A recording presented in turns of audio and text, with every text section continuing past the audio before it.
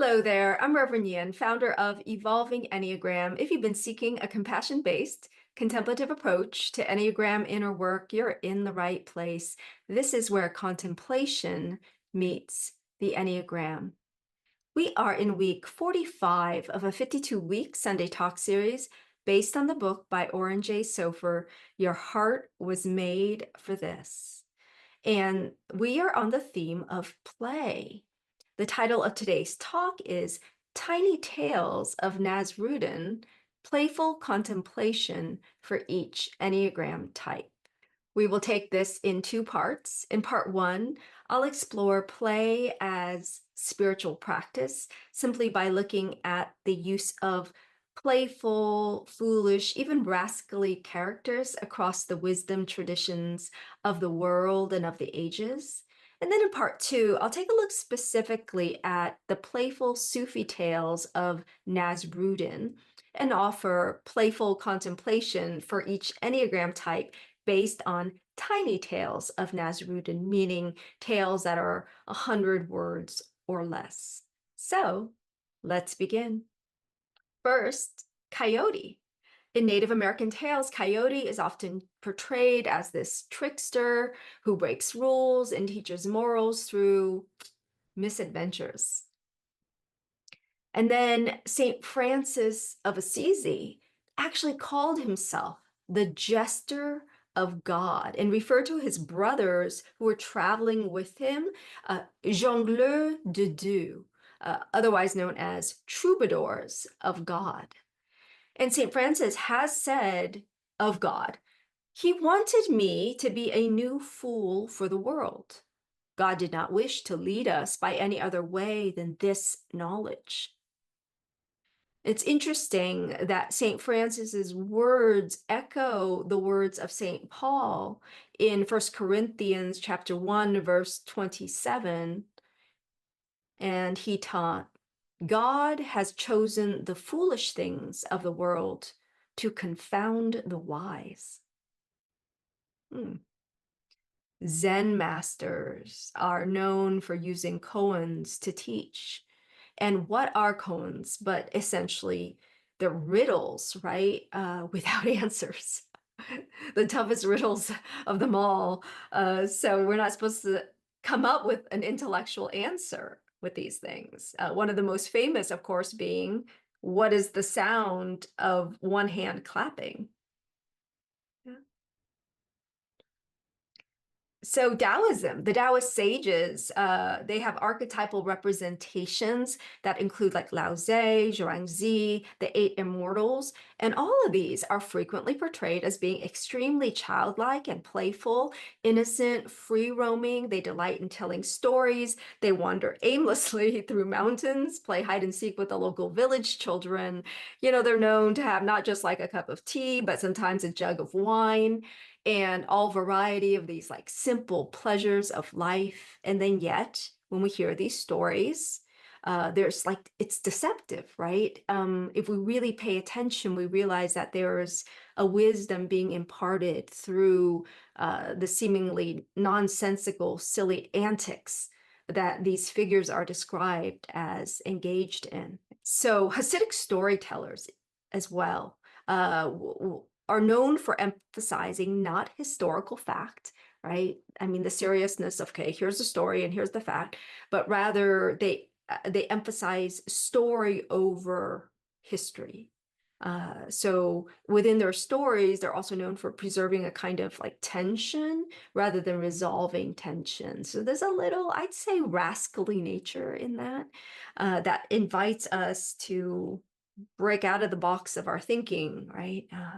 And sometimes to laugh and hopefully laugh at ourselves. And then finally, the famous Nasrudin, or at least, I mean, known to me. So in the Sufi tradition, Nasrudin is this Sufi fool who's like upside down views of the world elicits our laughter, but hopefully also our deep contemplation.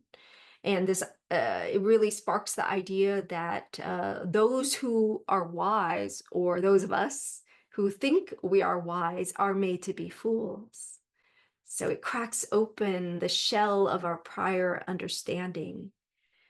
So in their blog online, Spirituality and Practice is the name of it, Frederick and Marianne Bressat wrote this.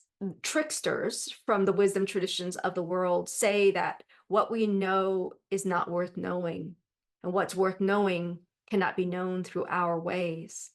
To our sensible selves, their actions seem silly, shameless, even shocking, but they have an important role in the spiritual life. They carry the banner for the spiritual practice of play.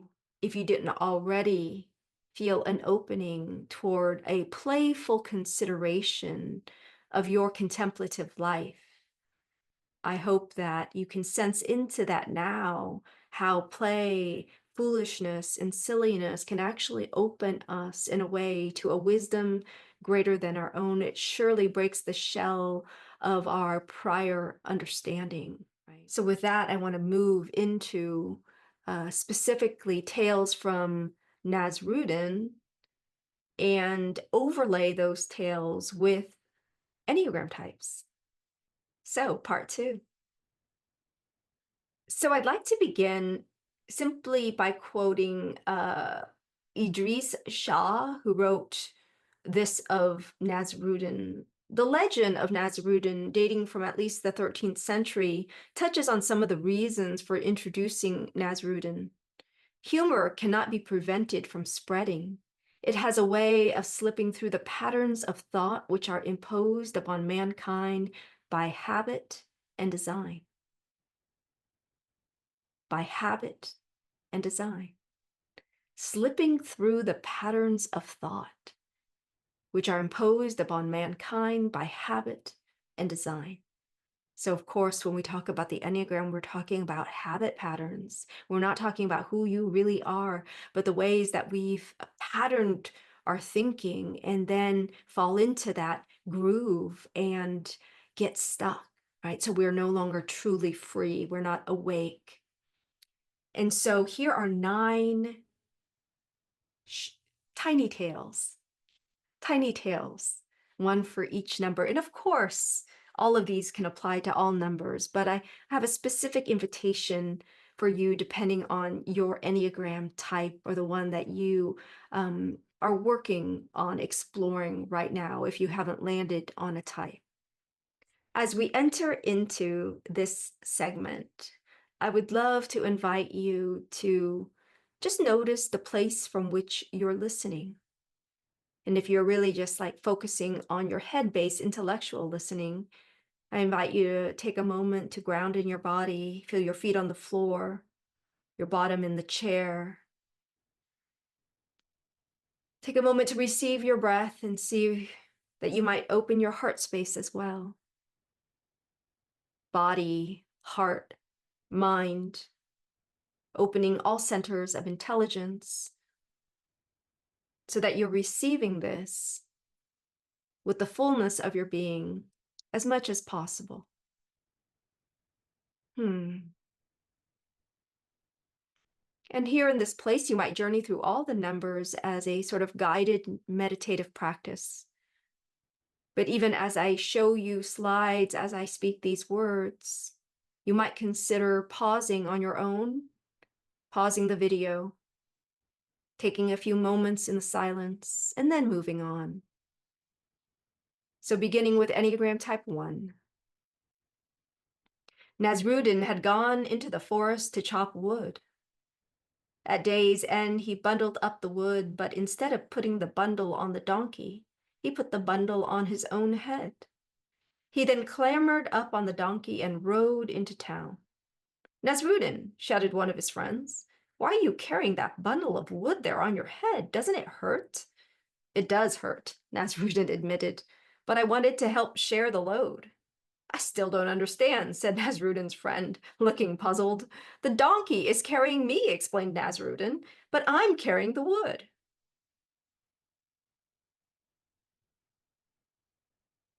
Reflect. For Enneagram Type 1s, what are you carrying?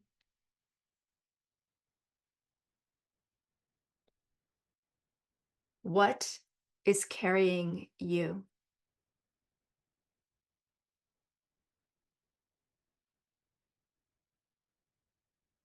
And again, take as much time as you need, pausing the video if you'd like to explore this more depthfully. Moving on to type 2. Nasrudin was walking home late one night when he stopped at a well to drink some water. As he stared down into the well, he saw the moon. "Hang on, moon," he shouted. "I'll rescue you." He lowered the bucket into the well, but as he tried to maneuver the bucket onto just the right spot so the moon could climb in, he stumbled on the hem of his robe and fell over backwards. He then saw the moon up in the sky. "I did it," he exclaimed happily. "You need to be careful. You don't fall down again, moon."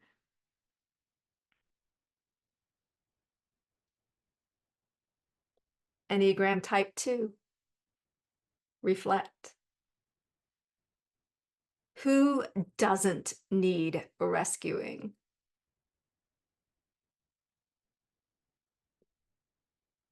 And what will save you?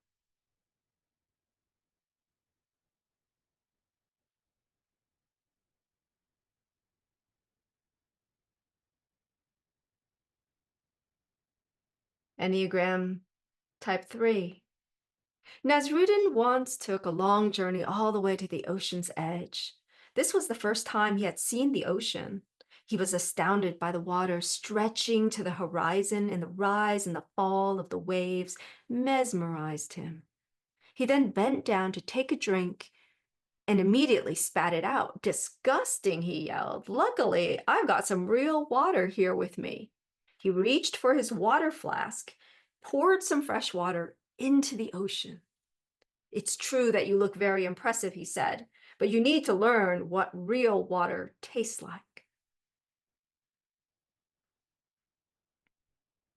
Type 3.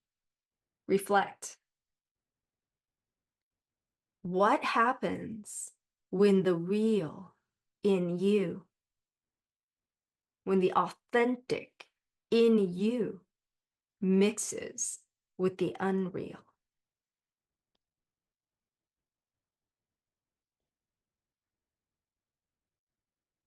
Type 4. Nasrudin had a bad-tempered goose that was always hissing and trying to bite him. So he took the goose to the market to sell. As he handed the goose to the goose broker, Nasrudin warned him, "This is a badly behaved goose. Be careful." "Don't worry," the broker said. "I'll get you a good price." The broker then began yelling, "Buy the best goose here, fine goose, good-natured goose, buy the best goose here." Nasrudin snatched his goose back from the broker. "I'm not selling this goose at any price," he exclaimed. "I never knew what a good goose I had."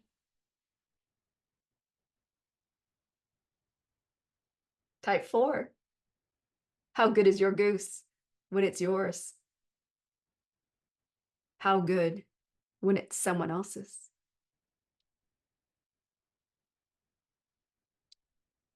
Type 5. Nasrudin was acting even more strangely than usual. He had put a patch over one eye and stuffed cotton in one nostril and in one ear. He had also tied one arm behind his back and was hopping on one leg. "Nasrudin," shouted his wife, "are you all right? What's happened to you?" "I'm fine," replied Nasrudin. "I was just thinking that since I have two eyes and two ears and two nostrils, plus two arms and two legs, I should save one of each for future use. That way I won't use them both up at the same time."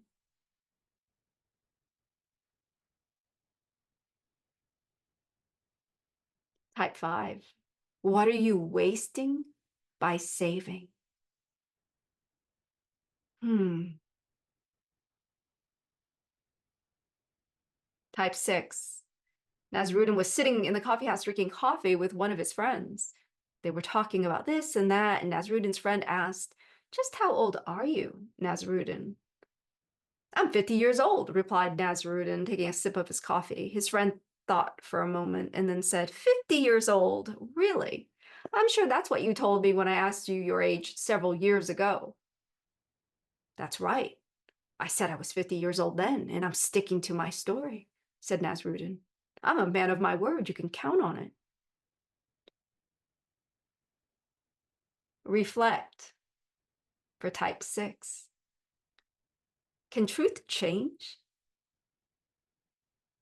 Can you sense what is stable amidst change?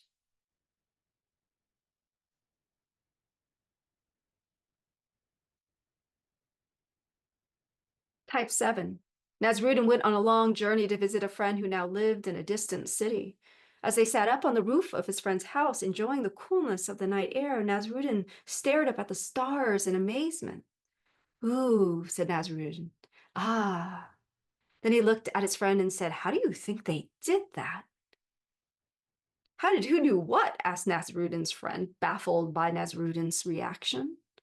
The sky painters, Nasrudin replied. How were they able to make such a perfect copy here of the sky that I see each night at home?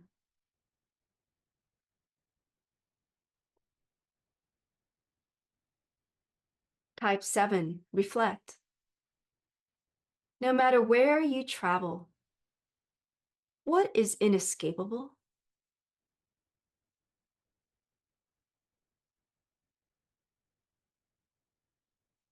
Type 8. Nasrudin's neighbor came running up, shouting loudly. There's been a terrible accident, he said to Nasrudin. What happened? Asked Nasrudin, alarmed. Your ox got loose and gored my cow to death, the neighbor explained. Someone will have to pay. What do you mean? Replied Nasrudin. Surely you can't hold me responsible for what my ox did to your cow. Oh, said the neighbor, I apologize. I must have gotten my words mixed up. I meant to say that my ox got loose and gored your cow to death. Oh, said Nasrudin, that changes everything. Someone really will have to pay. Type 8, reflect. What is justice? What is mercy? Whew. And finally, type 9.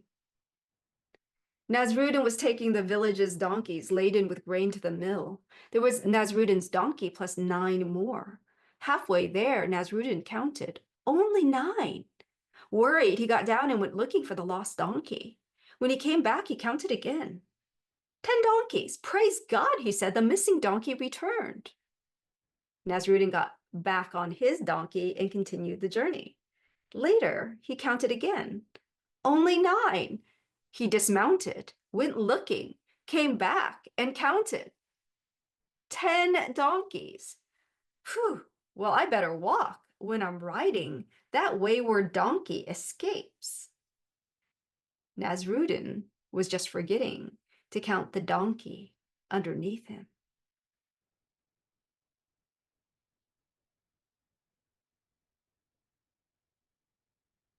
Type 9, reflect. Who is the forgotten donkey? What are you remembering to count now?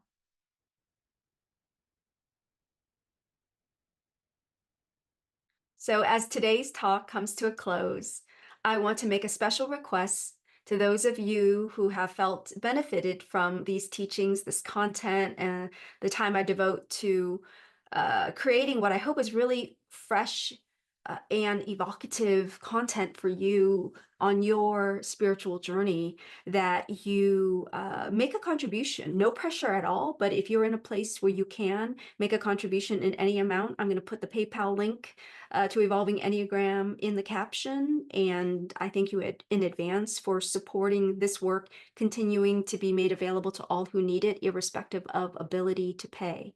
And with that, I want to end with a joke. My final joke of the day. As a minister and a preacher, of course, I had to pick this one. So another story from Nasrudin. When a preacher had delivered what he was aware of was perhaps his worst sermon, he was surprised to have Mullah Nasrudin, one of his listeners, praise it. Why do you say that? Asked the preacher.